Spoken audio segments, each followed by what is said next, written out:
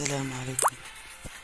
المهم بدنا قبل ما ندخل الفيديو وكذا وكذا وكذا بدنا نشرح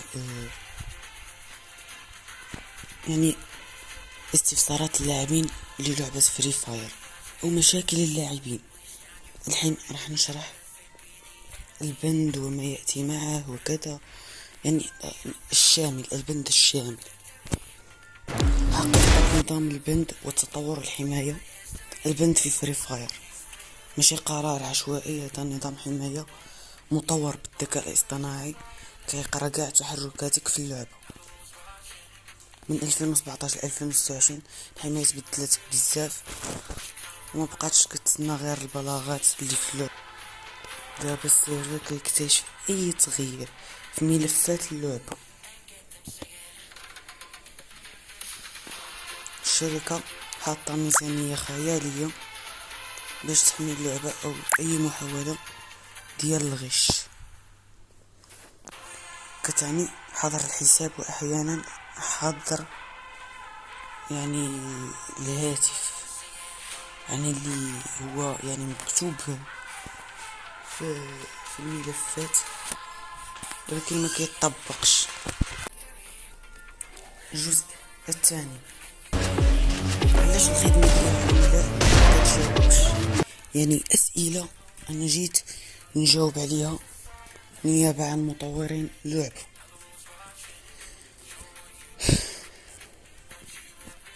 يعني علاش الخدمة ديال العملاء ما كتجاوبش يعني الناس، و يعني علاش الحسابات يعني الباهظة في الثمن ما كتفكش من البنك.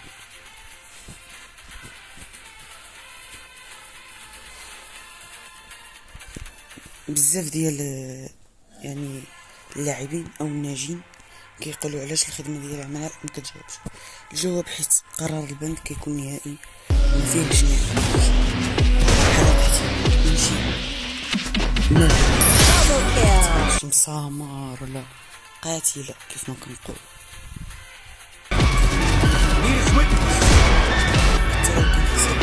مخسر عليه اكثر من 50,000 دولار.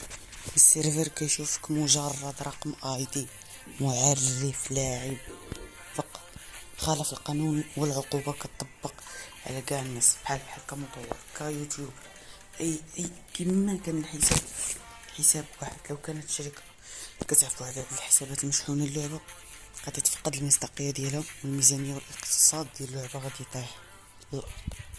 الموظف البشري ما عندوش الصلاحية يدخل للسيرفر ويفك البنك على شي حساب مسجل في القائمة السوداء.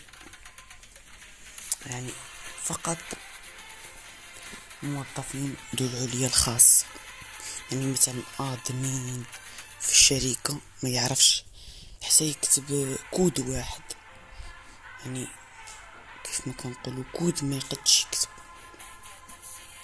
الجزء الثالث، كذب التزوير الجماهيري وسرقة الحسابات وتهكير، يعني XP وكذا. حشرح لكم. الجوهرية عملة رقمية محمية بأنظمة بنكية مشفرة، وكأنك تحاول سرقة بنك، يعني بنك تحاول سرقة بنك لكن هو مش بنك. فهمتوني ولا؟ يعني عقد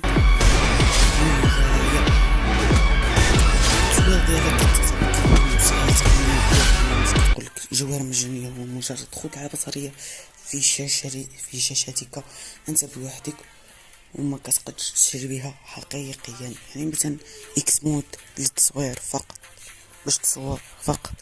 سرقة الحسابات بالأيدي حتى هي خرافة. السرقة الحقيقية كتشوف ملي كتدخل روابط وهمية وكتعطيهم الكود ديالك بيديك.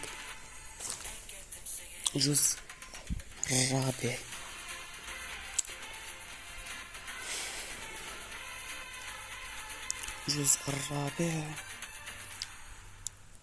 غادي تشحن بأموالك.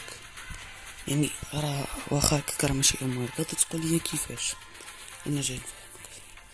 قانونيا الحساب اللي كتصايبو كيبقى ملك لشركة كارينا، أنت عندك الحق الاستخدام فقط بشرط تحترم القوانين. استخدام الجليتشات أو برامج الطرف الثالث كيتعتبر خرق للعقد، وكيعطي الشركة الحق تسدلك الحساب بلا ما تعطيك دليل. في الآخر ما كاين لا كود لا تطبيق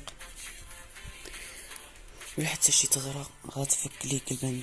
النزاهة اللي غتحمي تعبك وفلوسك. يعني فهمتوا مزيان؟ يعني من المستحيل انك تصور الحساب او تفك البند، يعني تصور يعني جواهر او هادي ولا هادي ولا هادي، راه من المستحيلات انا كنشوفها صعيب. والان اظن اننا وصلنا الى نهاية الفيديو. اتمنى يكون عجبكم الفيديو. لا تنسوا الدعم. Don't blink. The show's about to begin.